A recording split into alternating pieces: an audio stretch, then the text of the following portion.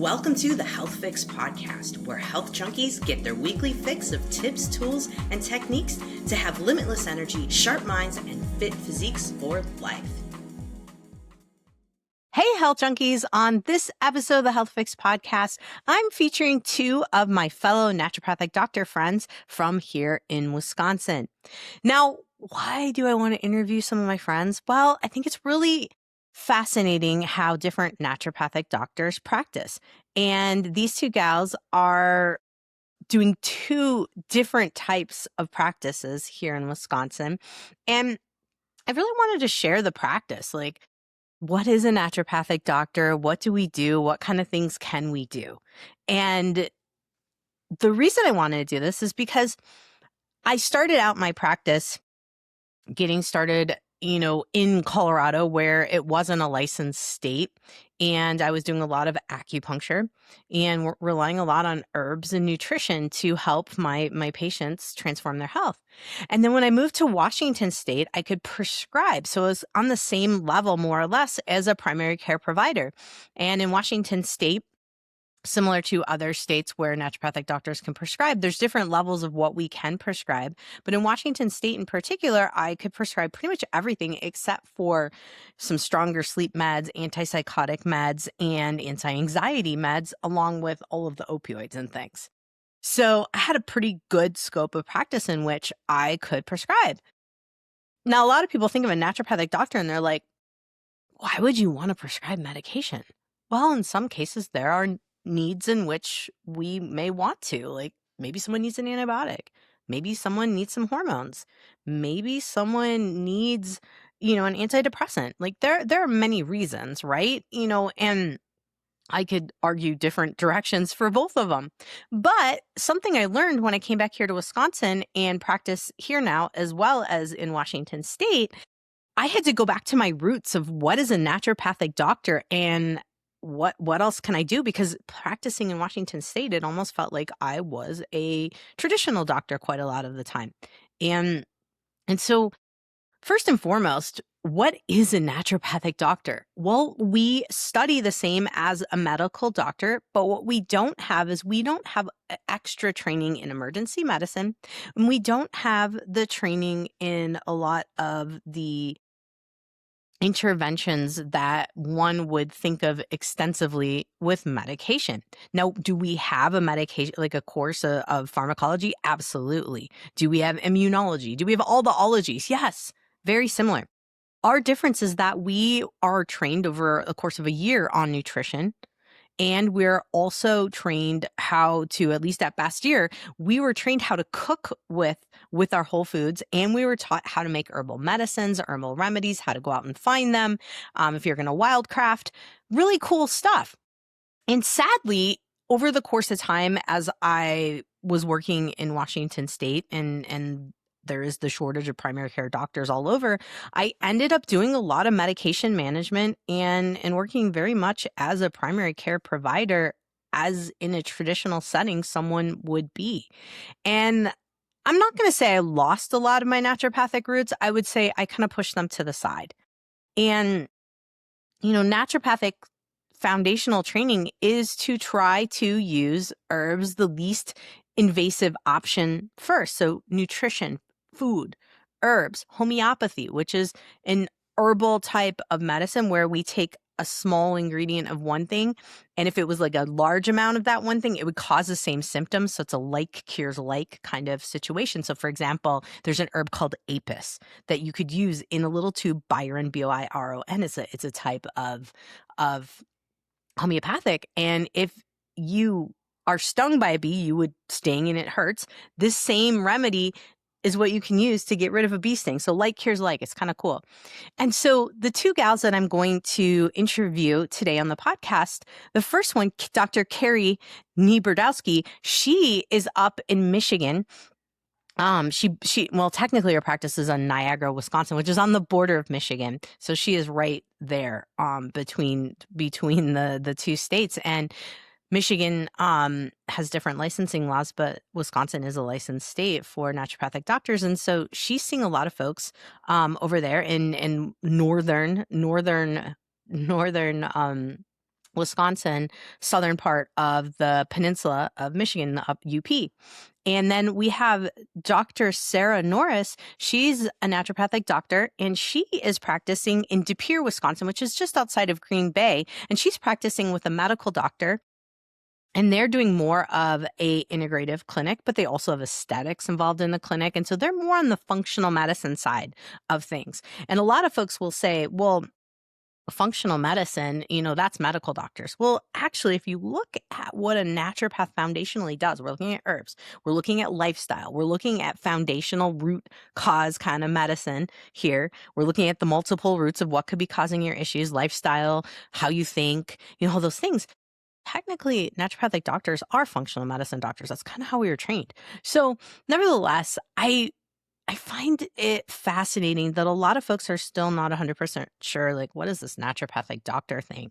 And so I wanted to bring some of my fellow naturopathic doctors on board here so that you could hear a little bit about their different practices, because these two gals, their practices are wildly different. Dr. Kerry, she is very traditional naturopathic doctor. She's got a ton of herbs in her office. She's got all kinds of Bach flower remedies, which are remedies that we use to help with the mood and stabilize the body. Now, she's also an acupuncturist like me and a herbalist, and so she has a whole bunch of Chinese herbs in her office, which is super cool. So she's doing acupuncture and Chinese herbs. Whereas Dr. Sara Norris, she is more on the what you would say a blend of naturopathic doctor, where she's thinking lifestyle, she's thinking herb, she's thinking, how you think, lifestyle medicine, but then she's blending it with her practice with Dr. Wagner there at Wagner Integrative. And she is doing a lot more on the conventional side of things, more of what you would see in traditional primary care medicine. She has a lot of experience with pediatrics. So does Dr. Kerry, but in a different realm. It's fascinating between the two of them.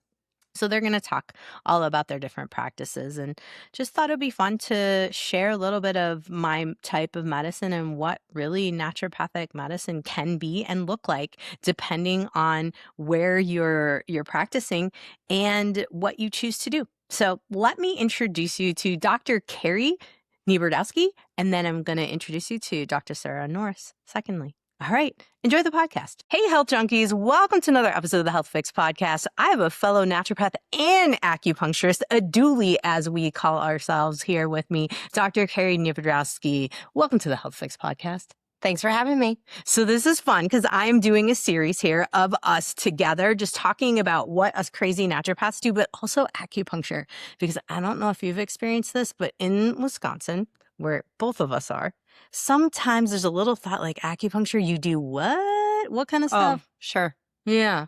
So what's the craziest thing someone said to you about acupuncture ever? I'm super curious. Well, I'll have crazy experiences where I'm treating someone for like pain here, and I do a point on their ankle and they're like, oh, my pain is gone. Like that routinely happens every day.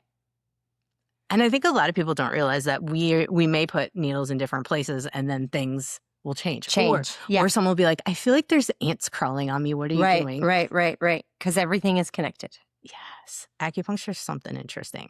Now, of course, you're also a naturopath. Right. And I love asking the story because I often will tell people my crazy story of I want to be a pro snowboarder. That didn't work out. So I became an acupuncturist and naturopath. Nice. So nice. What's your story? How did you end up here? Well, so I got a math degree at Michigan State University, and then I did a bunch of interviews, and all of them failed miserably. Like I just didn't fit.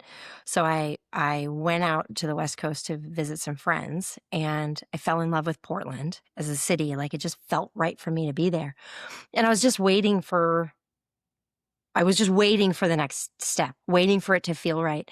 And a friend of mine came into town and was visiting, and then went to NUNM to like interview the school. And I walked in and I instantly, intuitively knew that that's what I wanted to do. It was like I was waiting for God to give me that push, and then I got it, and then I knew. And I knew from the beginning that I wanted to be a dual degree doc and do Chinese medicine and naturopathy at the same time. And I was grateful that the program was as long as it was, that it was a 6-year program, and because I had to grow in terms of my way to be able to connect with people and I knew I had to grow as a soul to be able to do the medicine that I wanted to do. So I was grateful that it took that long and was that rigorous. And 6 years is a big deal. I ended up 7 because I was like, I can't handle all this. So I give you props for doing 6 years. I was like, my parents were probably thinking I was going to be a lifer in school, which I mean, I would have stayed in school like forever. Yeah, it was wonderful. Naturopathy school is great. I mean, you're surrounded by all these loving people who are super passionate about living life fully and celebrating and being well. And, it's like you just reach out as a cool person. Yeah. You know? Yeah. It's like, it's a good vibe. And it's, you also have friends that you make for life. And then there's also like, it's a bubble a little bit. Cause when you get out, you're like, oh, not everybody thinks about like, all the herbs and like what's growing around me and how I can use it for medicine. Right. So of course, we're up here in the Northwoods in Wisconsin, and Kerry's like just over the border or just down south of the border from Michigan. And we've got like all kinds of trees up here. What's your favorite thing that you like to just harvest from the outdoors up here that you can use for medicine? Is there anything fun that you like that's up here? Well, I love actually making hypericum oil. Because, I treat a lot of pain all day, every day, right? And I think it's amazing that I have St. John's wort like growing naturally all the way around the clinic. And so I've harvested here and made an oil that I've given people for pain. That's pretty cool. Yeah. And there is wild strawberry that grows in the yard here. And I think that that's pretty special too. Because I have a special connection to wild strawberry. Wild strawberries are the sweetest. They're tiny. Most amazing strawberries. Yeah. Oh my goodness. So cool. Have you guys ever had them? I hope you have. If you haven't, you should go find some because they are most delicious. I think they're way better than anything you could possibly get at the store. Yeah. So, okay, you're an acupuncturist, you're a naturopath. What's your favorite jam when you like get in the clinic and you're like, okay, do you tend to like drive people towards doing a little bit of the Chinese medicine and the naturopathy? Do you feel like you can't like separate them, or do you feel like your jam is to like start someone this way and then follow up with acupuncture? Like, what's your favorite style to practice? So I love to meet people where they're at. I do Chinese medicine with everybody, even my little ones, like little ones, like infants that come to see me for constipation or for eczema or something. I'll do these little Japanese acupuncture stickers called somaset. They're really awesome. And so I do Chinese medicine with everybody because I really find that people get better quicker when I work with their bodies. But that's also just my medicine. Yeah. Like I'm very tactile. I don't do a lot on with telemedicine because it's just I learn a lot by working on people.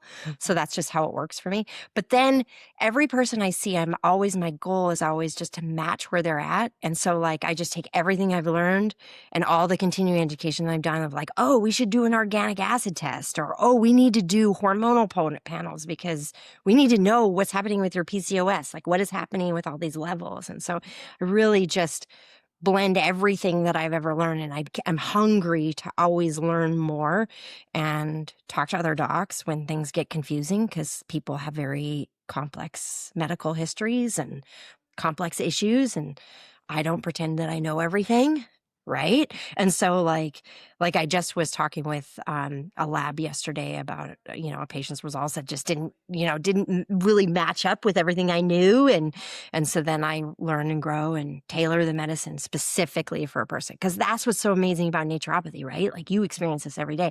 Like no 3 cases of PCOS are the same. It's true. It's true. You know what I mean? And they need different medicine, and they need different approaches, and they need different lifestyle modifications because we're all going through life as like soul and body in our own way. So important to recognize that, because right now we're in a state where, we can see so many people looking at AI for answers. Oh, yeah. And then it's just algorithmical. You do berberine, you do inositol. You do, we're talking about PCOS, so those are the ones that come up. Let's flow with it. Most of the folks who listen are in some kind of hormone situation. Right. Anyway, so then, but like maybe that's not appropriate for a person. True. Yeah. Yeah. And maybe, like energetic wise, and this is why I absolutely adore Chinese medicine, because it looks at the foundation of the imbalance. I don't know if you feel that way. I mean, I'm guessing so. Yep. You see it and you're like, oh, yeah, they totally have this imbalance. If we work on the imbalance, not just the like algorithmic, Right. these are the things. Right. And that's where I tend to just absolutely adore having the two medicines together. Right. And also, I feel with Chinese medicine, you don't have to give as many people as much stuff because you're teaching their bodies how to do it. Like that's the whole thing about doing acupuncture is like you introduce a pattern of harmony when there's been a pattern of disharmony, and the body goes like, oh, I can do it this way. I had no idea. It's so cool. And it's like, I think it's really great to like tell people like, we're not doing anything like to your body. We're giving it messages. Like we're not putting energy in. I think that's a big thing that a lot of people ask me a lot is like, what are you doing to my body? Nothing. Just give me signals. Yes. Yes. That are profound and complex. And we don't understand the science behind all of it, but we know that there's 3,000 years of empirical evidence. Like I have people who come to see me and they're like, well, I don't know if this is going to work. And I'm like, this is a medical procedure. This either works or doesn't, just like every other medical procedure. And until we do it, we don't really know if it's going to work for you. It's true. Right? It's true. And so, yeah. And I feel like the science of understanding how acupuncture works is like we're in the infancy stages. Yeah. I still don't think that we've got it all nailed down. But definitely the energetic component, and I talk about this a lot on the podcast, is we talk about how everyone's got a vibration. And how the vibration, can be changed with herbs. I mean, Western or Chinese. And I don't know, I'd love to hear like, do you have a case you can pull out of somewhere if you think about someone that maybe they came in one way and gave them a set of either Chinese or Western style herbs, and then boom, completely different change if you want to go on PCOS train here or anywhere else? Well, yeah. I mean, I'm thinking about somebody who I just saw yesterday who is, she's a veteran. She just retired from the military. She's like in her mid-20s.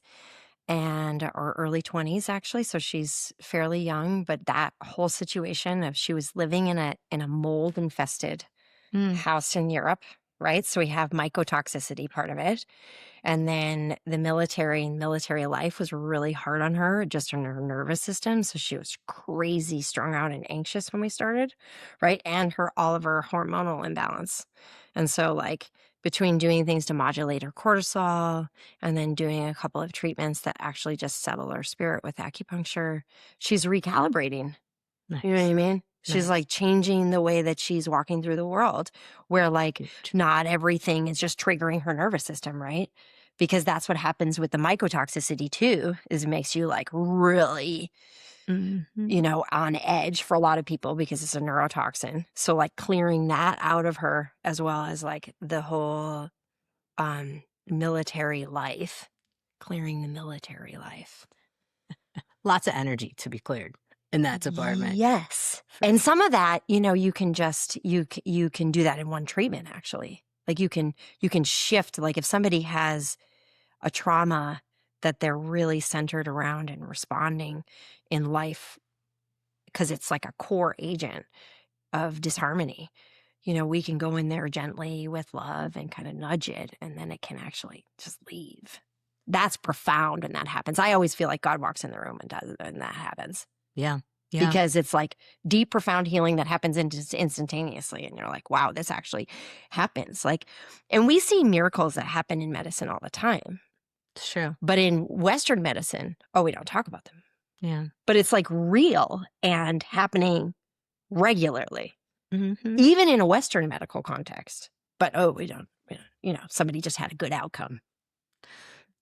And so this is why we're here. And this is why we're here to help share that there are other ways to look at things. There are, looking at naturopathy in terms of an alternative way, but also in integrated. And that's the thing that, I think we all kind of want to see eventually is Yeah. us being able to work with the medical community side by side versus being this Right. alternative. I Right. would like it to Separate. be, all together, because there are so many different ways. And that's kind of why I wanted to do this series too, is to talk about different ways that we are integrating it at the moment. And so you were saying you have other providers that you work with, and chiropractor. Oh, yeah. Going today. Yes. So Yes. Yes. so chiropractors, like who are some of your other, like, let's say, go-to people in the community that you do work with that are Oh. out of our absolute circle?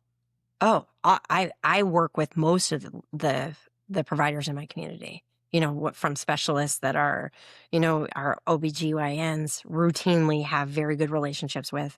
The primary care doctors all in my community, we have a really great relationship because they know that, like, if I'm sending them there, it's because they need a pharmaceutical management that I can't do. Hopefully at some point I'll be able to do that pharmaceutical management.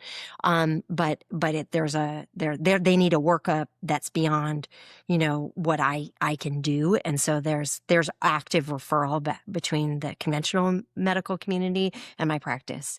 I've been in practice for 15 years. And when I first started my practice, that was not the case. It was like, in the beginning of my practice, I would write letters to the physicians of, like, okay, I saw your patient and I initiated, like, let's say they have GERD, and I was like, I gave them slippery elm bark. And, like, if I was worried about celiacs, I would be like, hey, we may want to do some testing. Because at that point, I didn't do phlebotomy in my practice either when I first started. Do you know what I mean? So assessment wise, I would refer back to primary care, and that established me in my small community connection, and also safety and efficacy for people, because sometimes people just need a pharmaceutical or they need a conventional management that either is going to cost so much if I refer, where if their primary care refers it and it's in their insurance plan, that they can get it and not have it be expensive. And so I refer broadly there. I refer for endoscopies a lot, and colonoscopies and mammograms and things because I do get patients who are like, Kerry, I don't want to see a conventional doctor. I won't it's either I'm going to see you or I'm going to see no one. Yeah. So then it's like, then I'm careful in terms of, like, doing routine blood work and talking to them about these primary care standards, because they're there for a reason. Yeah. Mm-hmm. And but then I also refer to all the massage therapists and the people who do, like, I have great people in my community that do like pelvic floor, massage and work. And that can be really, really important for women. And there's a man who needs a pelvic floor therapy that I take care of. And so he actually has to go to Green Bay. He's got to drive 100 miles for that, because there's not somebody in our community that does that. Wow. So, but, yeah, so I'm, and then there's a couple of acupuncturists in my community. One woman came here and was working with me, like shadowing and stuff, when she was going through school, and she's so delightful. I'm so glad she's here. I want to get on her schedule. There's another guy who, like, does IV therapy, who's an acupuncturist, and he's brilliant, and I've seen him. So, wow. So we're together. Yeah. Because people get better in a team. I'm sure you know this as well. 100%. And that's something I really want to highlight, that, the team care approach is what we are trained to do, is what we want to do. And it's a big deal. And, like, Niagara, how many people are in Niagara? Like, what's the population here? A couple thousand. But we're in a community of like 30,000 between, like, Kingsford and Iron Mountain and Norway, and people from all that area come and see me. Gotcha. Now, of course, being up in the Northwoods, as we call it here, north of Green Bay, for those of you trying to figure out where the heck are you? We're on the border of Michigan and Wisconsin right here. Now, one of the big things that we end up dealing with is folks will come in with some serious stuff that they haven't dealt with in a long time, because there's a little bit of a attitude in the Northwoods that some people want to, stay hidden up here, and some things go not taken care of for a while. Oh, yeah. So let's talk about some of the issues particularly pertaining to up here, and some of the things that you'll end up seeing that. So Lyme disease. Mm-hmm. We see a lot of Lyme disease up here. And, like, when I started my practice, right, like the first year of my practice, I was like, oh, crap, I got to get good at Lyme disease, and I can't do antibiotics. Yeah.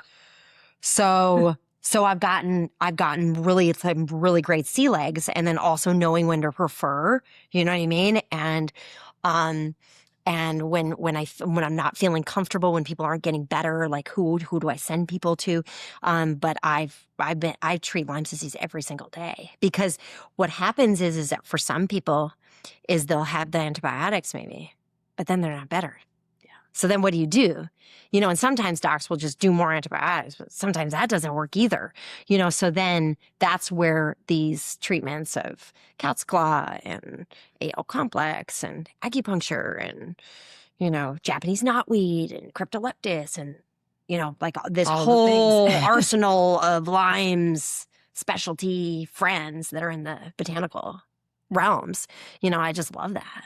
My botanical friends. We have such a good toolbox, like a huge one. And that's something that drew me to naturopathic medicine. It was oh, wait, I have like 800 things I could do for this versus 2 or something of that nature. So let's talk a little bit about, let's give some value in terms of certain things folks could maybe take away. Maybe let's throw out like, what's your favorite like immune booster to have like during the cold and flu season? And then like, what's your favorite immune regulator for allergy season? Oh, let's give folks some fun stuff that they can kind of go with here. So, well, elderberry is like kick butt in terms of prevention, right? So like doing elderberry every day, like with my own family and my kids, like I was like, okay, we are just getting too many, like, you start to preschool and then the school and then it's just like, whoa. It's like one person's sick all the time. Right? When we started elderberry, that cut way down. Nice. Way, way, way, way down. So we do like an elderberry elixir every day in my house, and it works very, very well. And then vitamin D, of course. Like because we're so far north, vitamin D is low for everybody. So those are probably my 2, like just like immune building. But then we always have to remember too, like we have to do the things like in our lifestyle, right? We got to laugh, we got to have fun, we got to dance, we got to, we got to be in our community. All those are immune modulating. Those things like help us fight infection is being, doing things that nourish us, right? Absolutely. Because like nourishment is more than just the food, right? It's like all the things around us. But then also like, up here in the north, like Jannine's not been here forever, so I'm learning. This is the world of the fried cheese curd and like Doritos and like ultra processed foods is like, this is like, I mean, Hawaiian punch, you know what I mean? Like this is this world. Do you know what I mean? Like everybody eats all these like crazy ultra processed foods and they're really terrible for us and immune like tanking. And so and what I generally do with folks is like bring in healthy and that pushes out the unhealthy, And then I'm not a purist either. I mean, occasionally I'll eat a Dorito. I mean, they're delicious, right? I mean, I'm excited that there's Doritos that don't have dyes anymore. Now I feel less guilty when my kids really want to eat them, right? But like, so, and then in terms of like allergy wise, is dehist by orthomolecular. Hands down the best. Hands down. Yeah. I used to do like a quercetin and bromelain combination. I mean, like for a decade, like at least, right? And then when I started to do dehist, which includes vitamin C and nettles, significant more efficacy. Yeah. Like, and I found that with dehist, like people can take it kind of as needed. Yeah. Like you could take it that day and have an effect like within an hour, which is profound. That's not often in natural medicine. In natural medicine, sometimes things you have to take for 4 to 6 weeks before they actually really help. But dehist can work really well. And then there's those combination homeopathics that I love. Airborne Allersode. Yes. That's really great. You're like dying and your eyes are watering and you're all like, oh, I got big. Take Airborne Allersode. Like, oh, here I am. Better. I'm all bright. Oh my goodness. Well, there's a lot of stuff. I mean, we could be here for hours telling you on all the fun things, but I chose those two just because a lot of people will ask me those two in general. And yeah, I will make sure we put those little tips in the podcast notes at drjkrauseND.com, but we'll also have them below this if you're watching on YouTube. Now, of course, you mentioned things that bring you joy. Yes. and things that chill. And you've always had the most fabulous and interesting earrings. And so I told her I was going to have to ask her about these a little Oh, bit. yeah. So tell us more about your earrings, because you have some on today that are also fabulous. And she like long Yes. ones, big ones. I mean, every time I see Yes. you, there's something different. Yeah. So it's something that I do most days is I do traditional Anishinaabe beadwork because I am part Ojibwe. So I do beadwork to just really settle my nervous system. At the end of the day, it's very slow. It's very meditative. I think a lot of people who knit find the same kind of rhythms, or that there's this new thing out, the diamond art. Have you heard about this? No. This is like bedazzling kind of, Oh. but it's like you do big elaborate pictures. It's the same thing where it's like it's slow, it requires attention, it's soft, it's very it's very meditative.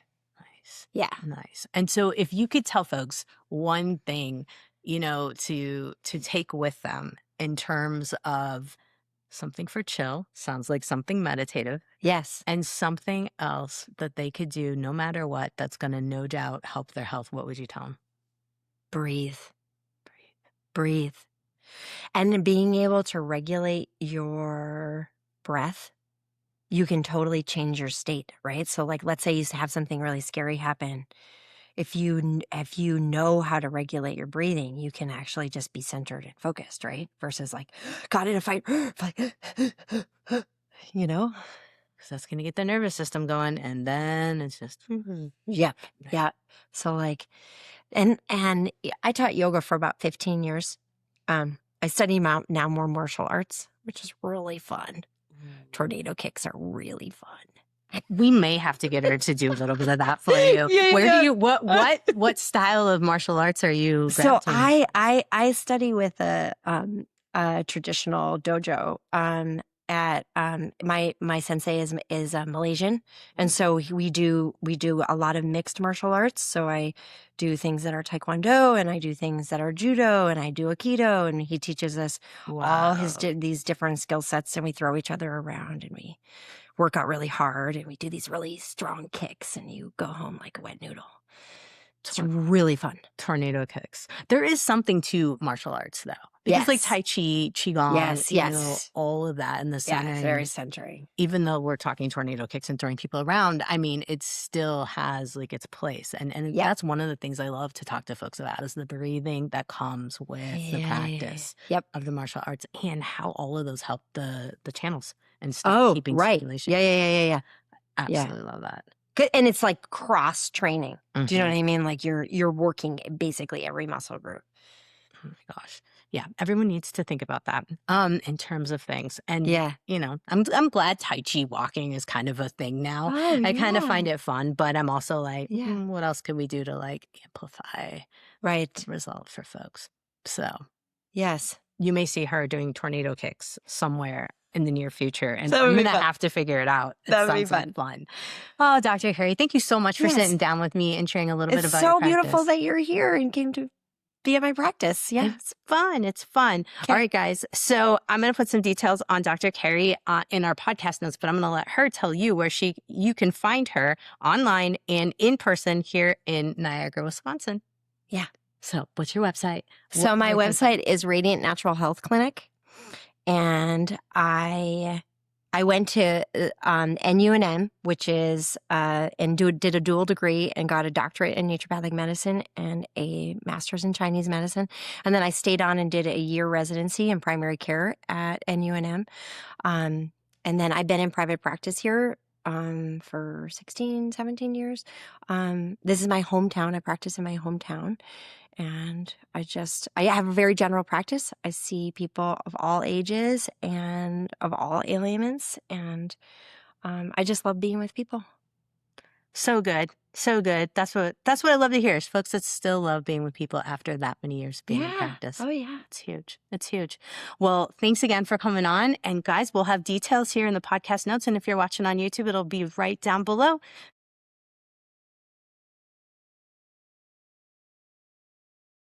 Sara Norris, welcome to the Health Fix podcast. Thank you for having me. And of course, Sara is here in Wisconsin as well. She's in De Pere. And so, I wanted to bring her on for two special reasons. One, because she's working in an integrative clinic. And I think for a lot of naturopaths and a lot of folks who work, with naturopaths, they don't sometimes get that type of practice. And so this is a really fun one. And it's Wisconsin. So we're up and coming here. When folks think that, the Midwest is, in the dark ages, guess what? We're not. And we're not. So tell me a little bit about what brought you to naturopathy? Like, why did you decide, like, I'm going all in on this ND thing? Yeah. Well, my trajectory into medicine actually started first in undergrad being accounting and finance major. And then I did a study abroad in Australia and got exposed to I did a mind-body class there. And it was like, oh, wait, I'm 21 years old. The concept of like what's going on in my mind affects how I feel, right, is a brand new one. And then come back to undergrad at UW Eau Claire and finish up my accounting and finance major and go, it's not really what I want to do. And I had this wonderful advisor in my accounting program. And he was like, if you like solving problems, but you want the people, you should go into medicine. And so switched, went into pre-med. And one of my classmates that was also pre-med told me about naturopathic medicine. And, as a teen, as someone in my early 20s, my stuff was horrible periods, bad skin, and nobody was talking to me about solutions that weren't birth control, different antibiotics, different topical. Okay, let's try Accutane. And so nobody ever asked me how I was eating. And what was I eating? Microwave macaroni and cheese, pizza, and so I really, ultimately I became a naturopathic doctor because it was the doctor I wanted. I really think that this is what primary care should be, is a doctor who says, hey, if you need, Prilosec for your acid reflux, let's give you Prilosec for your acid reflux. If we can treat it through diet and lifestyle, let's do it that first, right? So it was through my own, health frustrations and then learning that I actually love medicine. Isn't that funny how that happens? Like it's like you just come into it. And I think that's how it was for me too. I kind of fell into it and was like, this is really cool. And all the tools we have, and like you were saying, the options, like this is something that a lot of folks are like, well, it's either meds or what do I do? And now we're like, so you could try this, you could try that. You could try that. Yeah. What I love about our medical training is that the core of it is that allopathic, what we think of as conventional medicine, what our MD colleagues are practicing and being trained in, but it's also that additional alternative perspective. And so, oftentimes you get competing perspectives of, pharmaceuticals are all bad, or I only know how to treat with pharmaceuticals. And, the reality is that there's a place for both, right? As in many things in the world and many opinions, and, meeting in the middle and determining when you go which direction is what I love. Oh my gosh. And this is why she's at an integrative style of clinic, which I absolutely love the concept. Oh my gosh, you guys will have to watch, some of the preview here on the podcast, because I'm going through, they have aesthetics here, they have IV therapy. Let's talk a little bit about how you're mixing the ideas of naturopathic medicine with IVs, with aesthetics. Do you recommend folks like, hey, go get a facial, hey, go get a microderm or whatever? Right. Yeah, absolutely. I mean, it's nothing I really expected, in my career to move into a space that had kind of a med spa feel to it, but it's a very clear delineation between our medical clinic and our aesthetic clinic. So, not everybody wants that aesthetic component. Not everybody needs IVs, but it's so nice to get them in a place where you trust that medical care, right? Like, we're not here to sell you products, protocol. Right? We're here to help you look and feel your best. And if you don't need that particular aesthetic component to your care, like, that's a-okay. That's not what we're here to do. We're here just to have, became the aesthetic division grew out of providers wanting it for ourselves and then, wanting to get it from a trusted place. And everything under one roof, because I'm guessing you guys are all actually talking and you're doing powwows too about folks. Yeah. I mean, there's a nice perk that we get to, when new things come in, we get to try it, right? But then we also have 22 people on staff. So then we get to find out, like, is this something that we're interested in providing for other people? Is that worth it? Wow, 22 folks. So give me the list of like what all do you guys offer here so that folks that are in the De Pere, Green Bay area may be able to pop in, or if you're not and you're just cruising through on the Northwoods, stop in. Right. Yeah. So you can self-schedule into the aesthetics studio. So there's sauna, cold plunge, there's, Himalayan salt room. That's fantastic for people suffering with eczema or psoriasis, or we'll see families come in when head colds start moving through the house and you're trying to battle like a sinus infection, but your little one does not want a neti pot or a nasal spray of salt water to go up their nose. And so, the IVs, the facials, all, even Botox and filler, those kind of things are provided, and you don't have to be a patient to sign up for those particular aspects. So, one thing that came up as we were talking for me was to say, this was a clinic that was started by Dr. Wagner. She's, the namesake of the clinic. She was an emergency room physician for decades before she came into the integrative medicine space. She started a practice on her own in 2020. And when I joined this practice 3 years ago, it was her, a nurse practitioner, Tanya, who's fantastic, clinic manager, and, a receptionist. And it grew from 4 people into 22 people in 3 years' time. Wow. Right. With the start of it in March 2020. Yeah, the height of COVID. Right, So the height of COVID. Yeah. That's impressive. Right. That is so impressive. Yeah. So there's definitely, when you think about like, is there demand? Are people finding success with this style of medicine? That kind of growth speaks for itself. Absolutely. Absolutely. I'm super curious, like what percentage of folks would you say also see Dr. Wagner or kind of overlap into both spaces? How does it work? Yeah. I mean, I think the reality is we all really practice pretty similar here. So there's 6 medical providers. We have 2 physician's assistants, 2 naturopathic doctors, a nurse practitioner, and our medical doctor. And she's our, clinic director. And so most people will see one provider and stick with that one provider. Our other naturopathic doctor is also an acupuncturist. She's also has a chiropractic degree. So she's not doing chiropractic here, but she's doing acupuncture as well. So there'll be crossover there. But, we all, despite coming from different backgrounds, we all really have developed a similar philosophy in terms of how we treat. It's fun having those different backgrounds, though, because we have nephrology background, we have emergency medicine background, we used to have someone in oncology. So it's great to have like those different training backgrounds to, bring into the mix. Which is huge, when you have more specialties and people have seen different things, you can definitely come up with some cool protocols. Right. So right now, I'm guessing you kind of see a mix of different folks just based on, I saw some toys over there. So you've got like all ages. Tell us a little bit about like your individual practice and who you're seeing and what you like to see. Yeah. So, I spent most of my career in California. And that matters only for the fact that in California, insurance was slightly different than it is here in Wisconsin. I also practiced for a short period of time in Vermont. So I am used to being in that insurance model primary care clinic setting. And it's what I did for 12 years before I moved back to my home state of Wisconsin. And so previously, I was doing well-child visits and vaccines and wellness visits for men and women, which would include PAPs for a female body.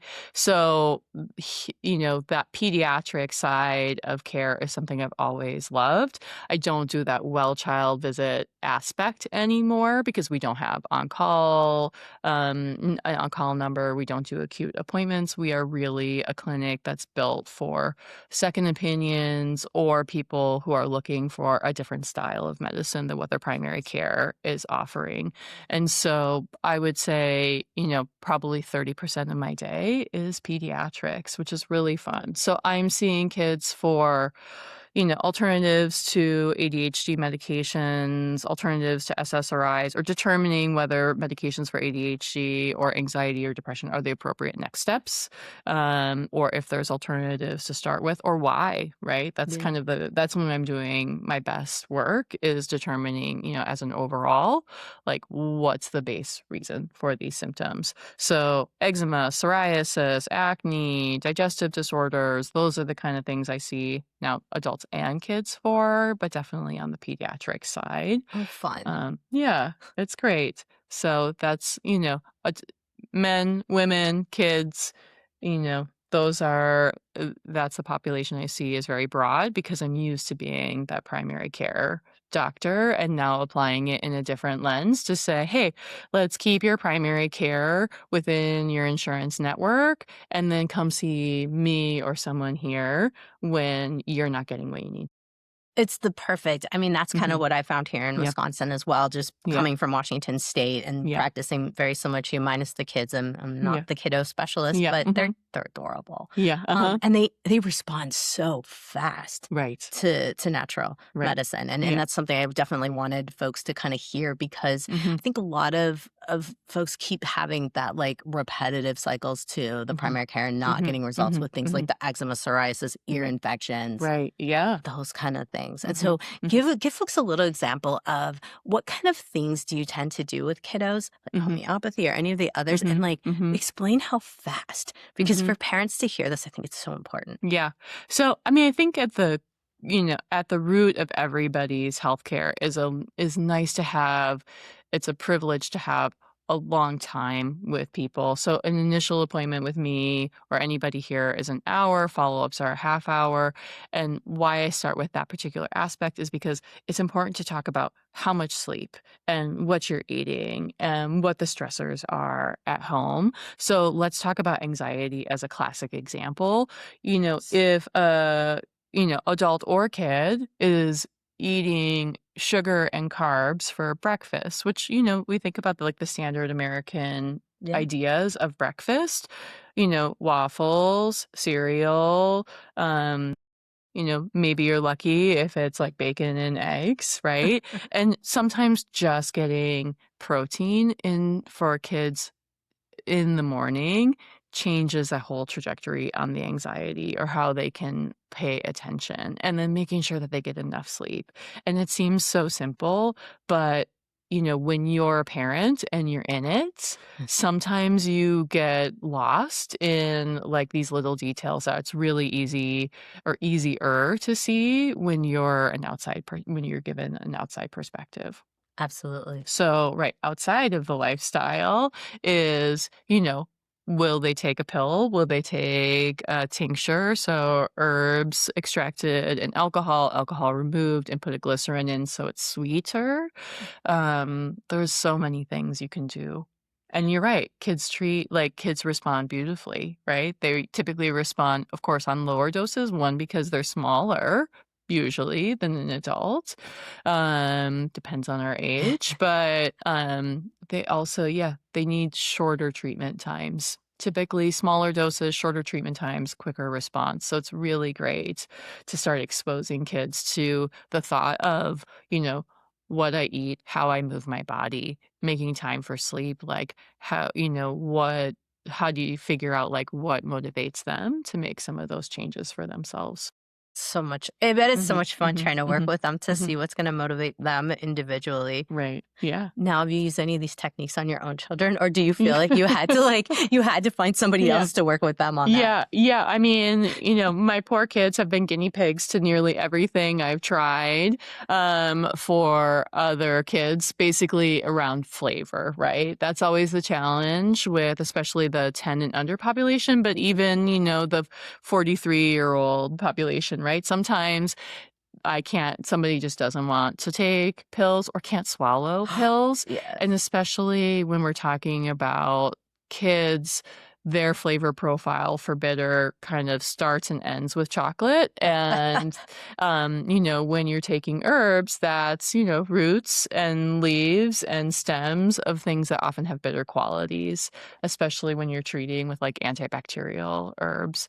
So that's always a fun challenge, is figuring out how do we get these in? And that's where it's really nice having now an 8 and a 12-year-old to say, like, do you like this probiotic or do you like this probiotic? Okay, this is the one that's consistently they're going to, like, I like both of these equally, but what can I actually get kids to take?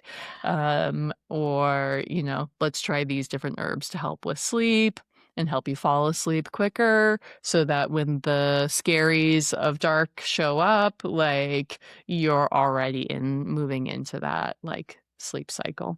Oh man. So I mean, such magical little guinea pigs you have to help you out to figure out like what you're gonna use. I mean, I try stuff out on my dog, but he doesn't give me the same feedback. So here we are. Yeah. Here we are. So you've mentioned sleep quite a bit, and it's one of Yeah. the things I know that you find is like a foundational thing that we need Yeah. to work on, especially when it comes to weight. Mhm. Please share with us some tips, because of course folks are listening. They're learning a little bit about naturopathy, but we want to give them a little bit of something. Yeah. So let's talk about sleep and weight. What's Yeah. the deal there? Right. Yeah. I mean, I think first of all, if you aren't getting enough sleep, it can roll out in many different ways, right? In terms of how it shows up in your body, it can show up in aches and pains. It can show up in anxiety. Certainly, it would be fatigue.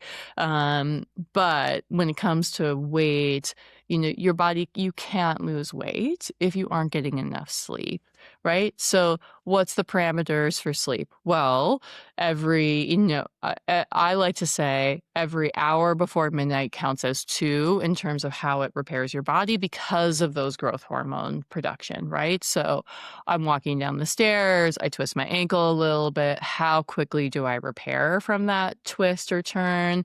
That really matters about like getting that sleep before midnight, and then making sure that you're getting aim for that 8 hours of sleep. If you're a teenager out there and you're listening to this and you're 14 or 15, you actually need more sleep in your early teen years than you did in your middle school years, like an extra half hour. Get 8.5 hours of sleep. It makes a big difference.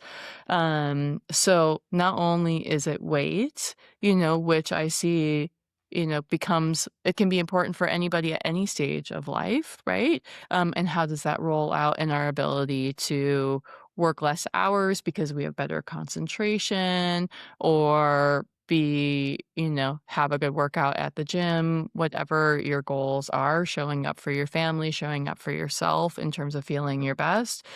But if you aren't sleeping well and you're frustrated with weight loss, figure out how to get better sleep. Try it, turn off those devices an hour before you want to go to bed. Start creating signals that tell your body it is time to wind down and sleep.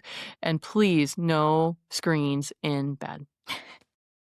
Oh my goodness, it's like the biggest battle. I don't know Right. if you've been able to win that with your 12-year-old yet, but you probably have parameters already way set. Oh, there's some parameters. Yes. He would say I'm a little too strict on the screen time, but I think that probably would be what most 12-year-olds would say, right? Start early. You have to start early, right? That's what I've heard. Now, I guess my question was sleep, because I get this a lot with Yeah. folks. And, a lot of people are doing GLPs now, and a lot of people are trying, different weight loss programs. A Yeah. lot of people are into fasting, thanks to our fellow naturopath mini pals and all that. Yeah. But a lot of people are like, I'm still not losing weight. And I'll often be like, okay, do we need to go to a sleep study? Do we need to do these kind of Yeah. things? What's kind of what's your look into it where you're like, all right, sleep study time? And or do you think everyone should just do one at home and just see what happens? Ooh, yeah. I mean, maybe, but no, I don't go there yet. That seems like a little too much of a hassle for a sleep study for everybody. Yep. But, I mean, the big one is if somebody's falling asleep in the middle of the day. Yeah. Yeah. And Yeah. when you describe falling asleep in the middle of the day, Mhm. let's be clear, because sometimes we get bored and we're just like, I could fall asleep. Are we talking like straight up falling asleep at your desk? Like you are just like out at your desk? Because a lot of people ask me this question, and I don't know if I've ever really figured out how to answer it properly. Ooh. I don't know. I mean, what comes to mind is the people who consistently need a nap, right? They're in bed for the length of time that they're supposed to be in bed. They're probably not wearing any kind of sleep score device that would give us that insight to begin with. Of course, if they've got somebody who is a partner in the bed with them and hears them snoring, that's a big risk and big red flag. But really it comes down to, do you need to go and lay down for a nap? That's when I start getting worried. Or when I hear, particularly like in the pediatric population, I don't hear this in adults so often, is they're falling asleep in the car. Anytime more than 15 minutes. Now, of course, under 5 years old, I'm not worried about that. But over 5. Over 5, that's when I start having some concerns. Okay. So I don't know I don't know if I have a perfect answer. I think that question gets answered in the dynamic of a conversation for someone, right? If they get sleepy, is that just digestion in the middle of the afternoon? And is that about not sitting and doing a rest and digest? Absolutely. While you're, rather than working and eating, actually taking some time away from the computer or from your productivity and enjoying your meal. So many things we want to think about with sleep. Absolutely. Right. And the digestion and the blood sugar and all that's so huge. One of the things I'm curious about, and I think I've never really mentioned on the podcast, is when we look at the evening and ending our food and then how that impacts sleep and people waking up in the middle of the night and need to eat. Let's talk about that a little bit, because I see that as being a factor with some of the weight too. Yeah, right. So this is about blood sugar stability, right? And that waking in the middle of the night is something happened where blood sugar created a spike and now it's coming down pretty dramatically. And in that lull, similar to somebody who's an insulin dependent diabetic, that lull requires more sugar to come in. And so the wake in the middle of the night and eat something, I always think about protein, fiber, right? What are those protein sources? Are you getting enough protein? There's big talk with the restructuring of the food pyramid and, making sure that we are getting enough protein. Definitely people, as a general rule, are missing it most often for breakfast and getting huge meals at dinner in short order before they want to go to bed, and having high carb meals potentially with not a lot of fiber in it. And if they're missing that protein component especially with a high carb meal, or they're missing that fiber component with the carbohydrates, so it's more of a pasta or a white rice, you get that spike and then drop. Oh my goodness. Something to think about. Right. Now, one of the things I noticed with myself, and I know you just geeked out on some really cool information on vitamin D. Yeah. I've noticed that if I'm outside and I'm in the sun and I'm in the garden, yes, I'm probably wearing myself out a little bit. But I have this theory about, and I'm sure there's data, that if I get more sunlight during the day, I sleep better at night. Right. So tell us a little bit about what you learned about vitamin D and what your suspicions are about getting outside and working with sleep and wake cycles and all that fun stuff. Well, I think what's really interesting to me was, having my career be at different places around the country and seeing that low vitamin D is universal, right? This is not just a Wisconsin, Midwest, higher latitude problem. This is a human problem. I don't see low vitamin D levels in kids as often, but I certainly still see them. And so, a take home, I think, on the vitamin D is everybody adult, a safe level is 2,000 IUs a day. That would not give you too much. It may be it may be too little. And probably the biggest take home around vitamin D is testing once a year to make sure that your levels aren't too low. The darker your skin tone, the more vitamin D you need. Either that's coming from outside or that's being supplemented. And, here in Wisconsin, we do not get vitamin D in the winter, right? And when I was in Southern California, we didn't get vitamin D because we were sunblocked up, or we were inside during all the hours of sunlight. And if you're not outside between the hours of 10 a.m. and 3 p.m., you're not getting sufficient vitamin D absorption. Yeah. Yeah. You got to be out there in those hours. And of course, those are the hours that are higher, in terms of impact to the skin, and working at a skin, working right, with right. like dermatology folks, Yeah, estheticians, there's my word. yeah. So you guys don't have a dermatologist, right? We do not have a Okay. dermatologist. Yeah. I will edit that part out. Yeah. But having estheticians on board, they're probably telling you like you've got to work on Right. protecting the skin. Right. It's such a debate about skin, like, and what we do with like sunblocks and Right. things. Yeah. What's your go-to?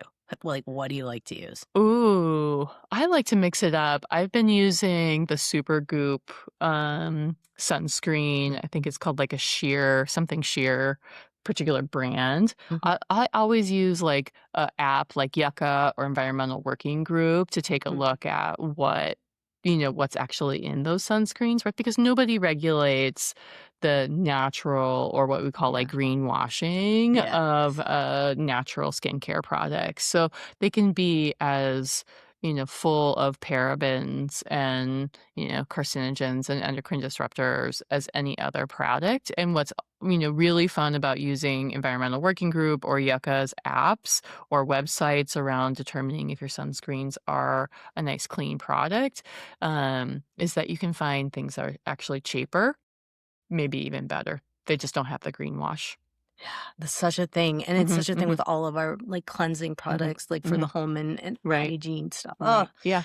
That's a whole nother podcast, guys. Yeah. We'll have to get that another day. Oh my gosh, Dr. Sara Norris, I have learned so much today from you. I'm super curious. Like, we want to leave folks with something, and I know I kind of went on the two, like with the sleep and the vitamin D, Yeah. and I'm like, okay, one more. We Yeah. just got to get one more from you. If Ooh. folks could think of like one foundational thing they need to do, like say they're just like I can only do one thing, what would you tell them to do for their health? 2 cups of vegetables a day. I love it. And then, of course, I'm going to get the question, what kind of vegetables? Ooh. A variety of colors, right? Like each color is representing different phytonutrients. So let's just make it a rainbow. Let's try to hit 3 colors from the rainbow every day. 2 cups of vegetables, 1 to 2 cups of fruits, and 1 to 2 cups of fruit. Awesome. And of course, I'm also going to get the question, does it have to be organic? Is it better if it's local? Is it better? Let's dive into that. What's your, I'm put you on the spot. Yeah. And if you can afford organic, yes, get organic for the reduction in pesticide load. But if the answer is, if you had to choose organic versus not eating it or not having as much, I would choose conventional over organic and try to get that bulk in versus less and organic. Love it. Oh my goodness. Sara, thank you so much for hanging out with me today. We definitely got to tell folks like where they can find you. So let's talk about Wagner Integrative's website, social medias, and all that stuff so that they can get a hold of you guys and hang out. Yeah. So Wagner Integrative Health in De Pere, Wisconsin. We also do telehealth. So if you're elsewhere in the state and are okay with 1, driving up here, or 2, doing it all via telehealth, you can get care here. The clinic name is the website, Wagner Integrative Health. And I am not your social media person, but we are present on Facebook and Instagram and have a really lovely support team here with our staff who creates fun, engaging stuff on social media for you to check out. And there's the Wealthy newsletter. Oh, I yeah. noticed. Look at too. Jannine even knows more than I do. Yes, this is true. Our Wealthy newsletter is amazing. In fact, that little tidbit about not working and eating, Dr. Wagner just put together, that was featured in her newsletter, about how she broke her own rule of working and eating and how it was a good reminder that it's okay not to be perfect.